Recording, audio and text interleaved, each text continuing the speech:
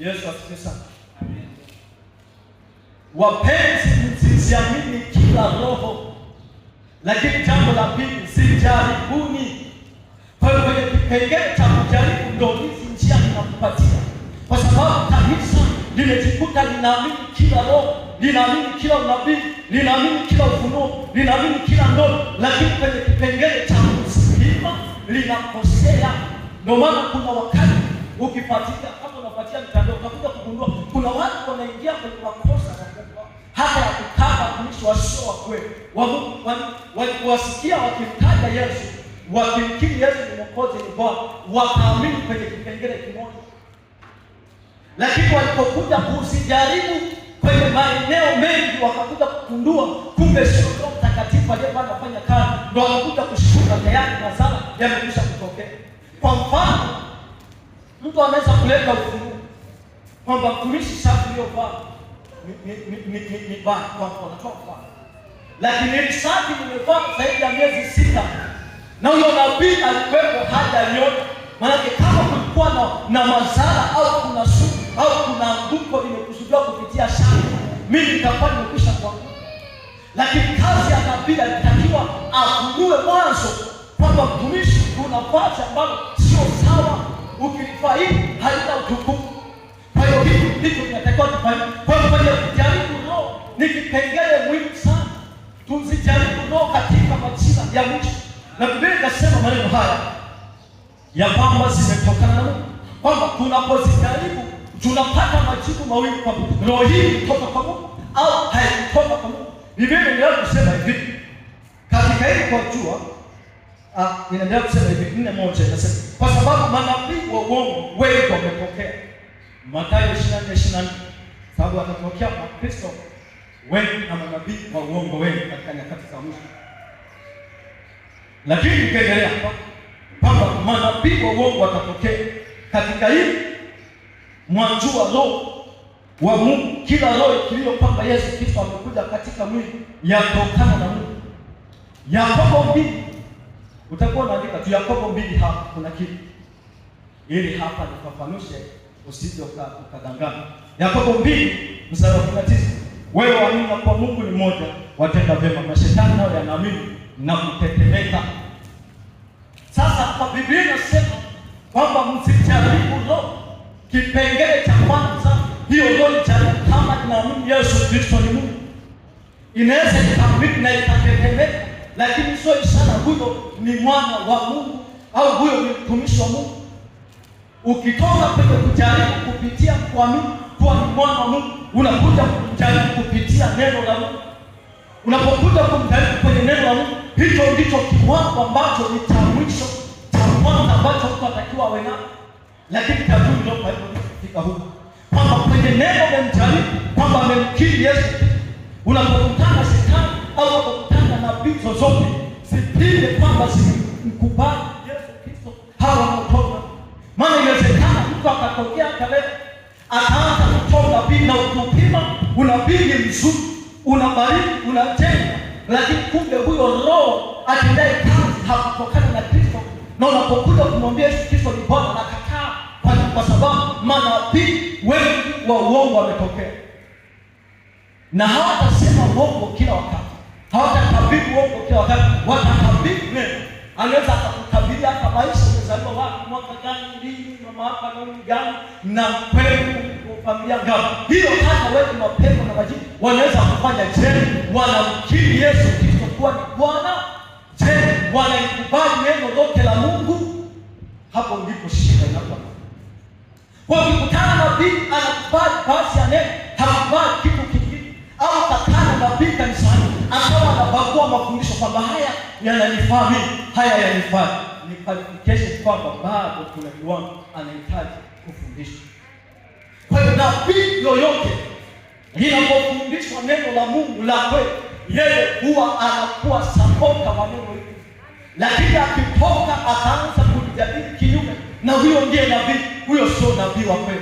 Labda kama aliyefundisha kuwa na Roho Mtakatifu, hapo atasema, na kama hakuwa na roho pale wakati anaanza kufundisha alitakiwa awe nabii. Kama aliyepanga hakuwa na Roho Mtakatifu, ili asije akapotosha kanisa. Sasa atakapokuja kusema unabii, mwishoni mtu ameshamaliza kufundisha, manake kile kilichopokelewa tayari kimeshaingia, ile roho imeshampeka, manake hata kwenye unabii wake hautakuwa na faida. Fikiri utakuja kutoa unabii wa unyakuo baada ya watu kunyakuliwa, utakuwa unafanya unatoa unabii, watu wameshaingia kwenye sana, alafu wameshakuwa kwenye sana, wameshapokea, unatoa unabii. Ulitakiwa utoe kazi, maana wewe ni jicho la Mungu. Unatakiwa ujue, upambanue, uelewe, ujue majira na nyakati na nini Mungu anataka kufanya. Na hapa ndipo tunaweza kuwapima manabii wa kweli kwamba je, Mungu anataka tufanye nini? Kwamba kwa kesho tunatakiwa Mungu anatuelekeza nini?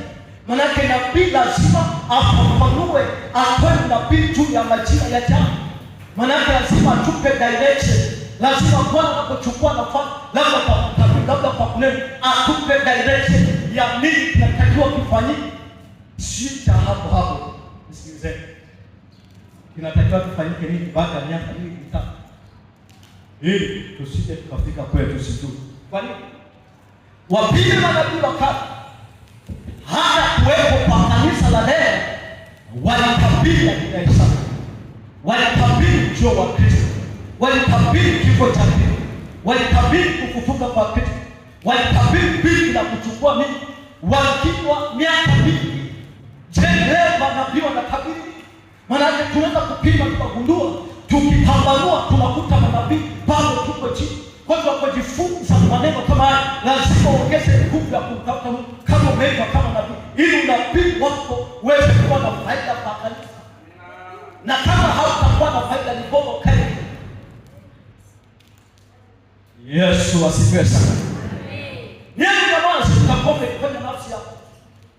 Nini kile utakome kwa nafsi yako. Kwa hiyo unapokuja kupima unabii, unakuja kugundua ni kweli au sio. Lakini nasema sijaribu hizo roho kama zinatokana na Mungu. Na kila roho sio Kristo itokana na Mungu. Hiyo ndio roho ya mpinga Kristo ambayo msikia kwamba ya na sasa nimekwisha kwako duniani. Ninyi watoto wadogo mwatokana na Mungu, nanyi mmemshika kwa sababu yeye aliye ndani yenu mkuu kuliko huyu aliye katika dunia. Yeye aliye katika dunia, hao ni wa dunia. Kwa hiyo waneno ya dunia huwasikia. Sisi tunatokana na Mungu. Yeye amjuaye Mungu atusikia. Yeye asiyetokana na Mungu hatusikii. Katika hili twajua roho wa kweli na roho ya upotevu. Kwa hiyo kipimo cha Roho Mtakatifu au roho ya kweli ya unabii ndani ni kipimo cha kukubaliana na neno. Biblia inasema hivi, ninyi watoto wadogo mmetokana na Mungu, nawaandikia haya kwa sababu mnapendwa na Bwana. Lakini tunajua manabii wa uongo wametokea, na roho sio Kristo. Hiyo ndio roho ya mpinga Kristo. Lakini tunajua zaidi kwamba kuna roho ya mpinga na roho ya Roho Mtakatifu. Kwa hiyo katika hili tunaweza kujua ya kwamba kila anayesikia fundisho la utakatifu la kushika roho tendayo kazi ndani yake ni Roho Mtakatifu. Na kama sio Roho Mtakatifu hawezi kukubali fundisho lililo takatifu ambalo linaweza kuyaponya maisha yake na kumwokoa. Bwana Yesu asifiwe. Amen. Lakini jambo lingine la kupima unabii, Bwana Yesu asifiwe, upe muda wa kutafakari vizuri kwa kuchunguza mwenendo wa aliyetoa unabii. Narudia tena, upe muda utafakari vizuri kwa kuchunguza mwenendo wa aliyetoa unabii. Haleluya. Amen. Tupo kwenye hiyo point. Hapa napo kuna hiki. Nisikilizeni watu. Tunaishi kwenye kizazi ambacho bila kujua utakapokutana na nabii wakati wowote, kama Roho Mtakatifu hajakuthibitishia kwamba huyu ni Roho Mtakatifu, wewe upe muda kwa kuchunguza mwenendo wake, utakuja kugundua huyu ni nabii na nabii zake za kweli au sio nabii. Walikuwa wengi katika nchi hii walioinuka kusema ni manabii, lakini mwisho wao wengine wanajitubua, wengine wameacha kazi ya Bwana, wengine wameacha ndoa zao, wengine wamemwacha Bwana, wengine wameyakataa maneno ya unabii walioyatoa, wengine wamekuwa sio kitu tena. Kwa hiyo tunapopima kwa kulipa muda jana, unaweza kupambanua vizuri kama ni kijana mpenda. Hauwezi ukaigiza kitu cha Mungu, huwezi ukaigiza kitu ambacho si cha Mungu. Tukao tumekutana na mtumishi mmoja siku chache zilizopita, na yeye ni nabii wa Bwana. Haleluya. Tukao tumemuuliza swali moja, je, katika unabii ambao huo unalea manabii umewahi kudanganywa? Mchungaji alikuwepo, naomba atoe kitu nikitoa nitarudia. Mchungaji alisema mara nyingi, nadhani ndivyo alivyosema, kwamba amekwisha kudanganywa mara nyingi. Na mara ya mwisho ilikuwa hivi, akatokea kijana kanisani, anaomba sana, anafunga sana, anakesha sana, akatoa unabii, na unabii ulikuwa namna hiyo, na Mungu akasema hivi, yule nabii akasema, jamani, Bwana yuko hapa, Bwana anataka kuwahudumia. Lakini mtumishi wa Bwana alikuwa ameshapewa unabii na Mungu kabla ya ibada. Mungu alimwambia kuna watu wanafanya dhambi za siri kabla ya ibada, wanatakiwa kutengeneza. Kuna watu wamefanya dhambi za siri, lakini huyu akasema Mungu yupo atawahudumia. Yule mtumishi baada ya ibada akamuita kwa mtumishi, unabii uliotoa sio wa kweli. Huyu mtu anaomba, anafunga, anajitahidi, lakini alikosea. Kwa hiyo tunapokuwa tunapambanua unabii, upime wote. Hapa akipokea mtu anatoa unabii, kaa upime, maana Biblia inasema zijaribuni hizo roho. Hata watumishi sisi tukipotoka tupime, kwa sababu msipotupima tutalipoteza kanisa. Na wewe walioanguka kupitia unabii, msikilize neno hili. Unabii unaweza kujenga kanisa au unabii unaweza kuangusha kanisa. Bwana Yesu asifiwe sana. Unabii usipojenga kanisa unaweza kulibomoa kanisa. Zipo sababu nyingi ambazo zimebomoka kwa sababu ya kuamini unabii. Hawakupa muda wa kupima, kuchunguza na kuangalia tabia.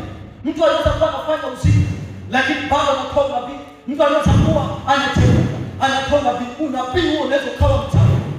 Usilipae kanisa kwa sababu gani? Unabii wa utakatifu unatoka kutoka kwa Roho Mtakatifu, kwa mtu ambaye amemtafuta Roho Mtakatifu akakaa na Roho Mtakatifu. Unabii utoke ulio mtakatifu, usio na takataka, ili uweze kulifanya kanisa. Lakini mtu huyu akijitaja kama mmoja, akawa amejua yeye ni nabii, lakini hakujua namna ya kujitunza kwenye huduma yake, akakumbuka kumsema vibaya mtumishi, ile huduma ikaharibika. Haleluya. Bwana Yesu asifiwe sana. Bwana Yesu asifiwe sana. Bwana Yesu asifiwe sana. Haleluya. Kwa hiyo watu wa Mungu, majira haya ni majira ya hatari. Manabii wa uongo wako wengi kuliko kweli. Wako wengi kuliko kweli. Bwana Yesu asifiwe sana. Bwana Yesu asifiwe sana. Haleluya. Bwana Yesu asifiwe sana. Ongea mkono namna hii kama tuko pamoja. Ongeza tena na mkono wa kushoto, mpe Yesu makofi ya shangwe.